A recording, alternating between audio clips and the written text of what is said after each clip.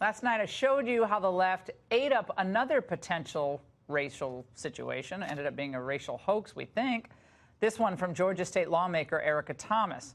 Now, after their dishonest spin fell apart when Thomas's alleged harasser, Eric Sparks, turned out to be a Cuban Democrat, doesn't like Trump or Republicans, part of the anti-Trump resistance, well, it turns out Thomas changed her story. But yesterday, Thomas changed her story back again. If you're confused, so are we.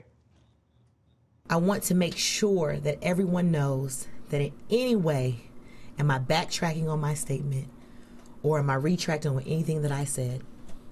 It's when he said and made a reference to, go back where you came from. He said it right after he said, no, I know you people. You're ignorant. After that, he kept berating me and harassing me, and that's when I said, and you can see from when the cameras will be put out from Publix, I pointed to the door, and after he said go back, I said, you go back. None of this should come as any surprise given Thomas's history. She once unironically called herself Jussie Smollett's hashtag biggest fan. Just over a year ago, Thomas portrayed another slight, this time reportedly at the hands of hotel employees. At the pool at the Westin, and after the waitress asked the Caucasian people on both sides of me for their order and skipped over me, minutes later, the pool boy asked me for my room key. This cannot be real right now. I am a guest too, right? Hashtag racist. Was this true? Impossible to prove, but that's kind of the point. You see, Thomas is a member of what we call Generation G, or the grievance generation.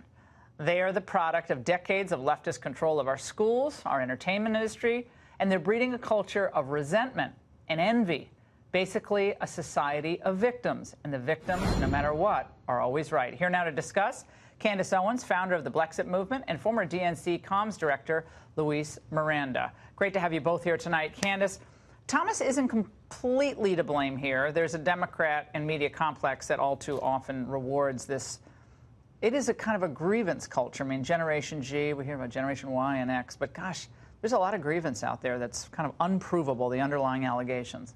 Right. You know, in many ways, she is a victim of the culture, and I've said this over and over again ad nauseum, which is just that victimhood has become almost a mental plague upon Black America in particular, because that word racism is being so overused that society is becoming desensitized to it, and we actually can't even recognize it when it actually exists. We think everything is racist.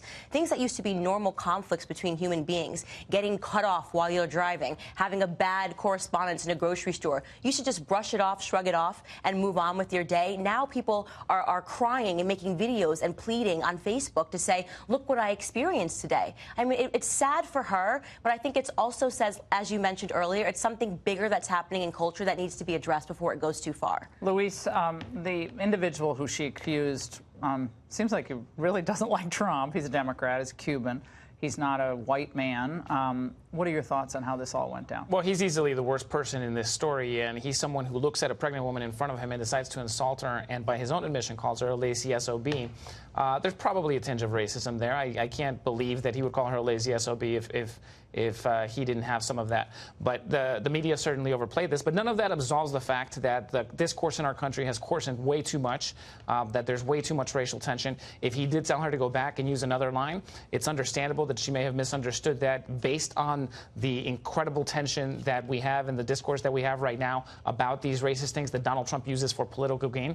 So that's definitely an underlying problem. But at the end of the day, I think that the bad person in this story is really this man who, instead of seeing a pregnant woman and asking to help. Yeah, he's a jerk. I mean, but how many times do all of us in the course of maybe a week have something happen where someone's slighting us or someone's saying something or cutting off, as happened to me today. Someone cutting me off. Not only cutting me off, but cutting me off with a millimeter. I got 3 kids in the car. Millimeter away from me. And then flipping me the bird. Wait, why are you flipping me the bird? I'm like, I'm flipping it. But I'm saying I could look for any. But can I ask a question? Can you insult a black person? Can you insult a black person without being a racist? That's just a question. I think the minute that he went with lazy, he was using. Are you saying black people are lazy? No, but that's why does the word lazy make you think that is a common racist No, it is not. I've never been called lazy my entire life. So the question is, why does the word lazy make... No, I'm asking a question. I asked you a question. You said that lazy makes you think of black people. That's what you're saying. That is a common racist trope. So that's within you, not within him. That is not a common racist trope towards black people. And it's incredible that you're defending a man who looks at a pregnant woman. I think he's a jerk. No. I think he's an absolute jerk. That is so disgusting. Laura. You're trying to be insulting because you're trying to move the ball because you just accidentally called black people lazy. That's what really happened. I know what you were. This is a typical racist trope. Okay, it's not a racist trope. Lazy is a word that means that you're not doing all the time. Okay, we got to stop, guys. It's getting too hot. Okay, but I think this does go to the point that we should be able to have bad days, and people should be able to make mistakes. And he probably made a mistake and was really rude to her, and he admitted it. That doesn't mean he's right. Maybe he is. Maybe no one can know. But the point is, the second an allegation goes on a Facebook Live, whoever makes it, I don't care if it's a conservative or a liberal or someone in between, it's instantly picked up if it's validating a progressive worldview. That's instantly picked up. Got Eric Liu goes on TV, congressman. We had people on television, pundits weighing in. You see, this is what Trump's caused.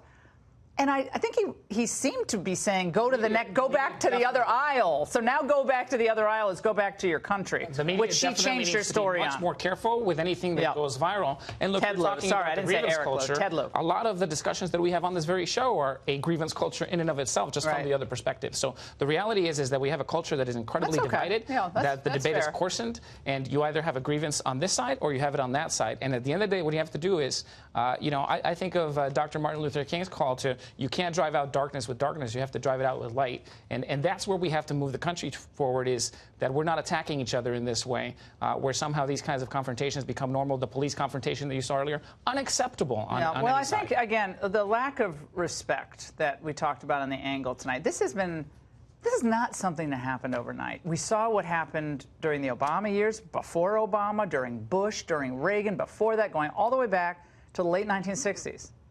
You go back and you watch that raw footage of that police versus the protesters. They were bad actors on both sides of that, and the DNC.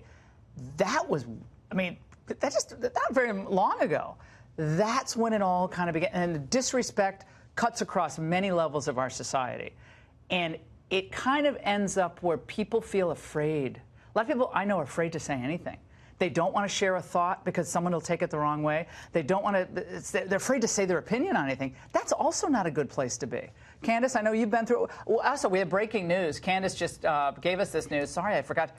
You were blocked tonight. Speaking of, maybe AOC thought you disrespected her. You disrespected AOC? Yes, I got How do you blocked. dare do that? You it's can't really do sad. that. Yes, I called her an intellectual coward because she says a lot of things and she throws a lot of insults, and yet she will not debate anybody. She doesn't want to debate people on the opposite side of the aisle. And I think that if you actually believe what you believe, you would be happy to sit down and have a discussion and a dialogue with somebody to get to the core of whose ideas are better. And I don't believe that she believes anything that she says beyond getting clicks and getting retweets. I believe she believes. I disagree. I think she believes. I don't, because why not just show up and have a debate? Well, maybe why not debate someone? Yeah, well, maybe she's not very comfortable in debate, but I think she calls everyone racist. Yeah, that's unfortunately that kind of ends the conversation. It does instantly, and it's unfortunate. We have to be able to just call somebody lazy. Yeah. We have to be able to just say awful things. We have to be able to be in a bad mood. All right, Luis, not everything is racist. Look, I don't agree with AOC a lot, but I might block you too after this conversation because I'm just kidding on that one. But the reality is that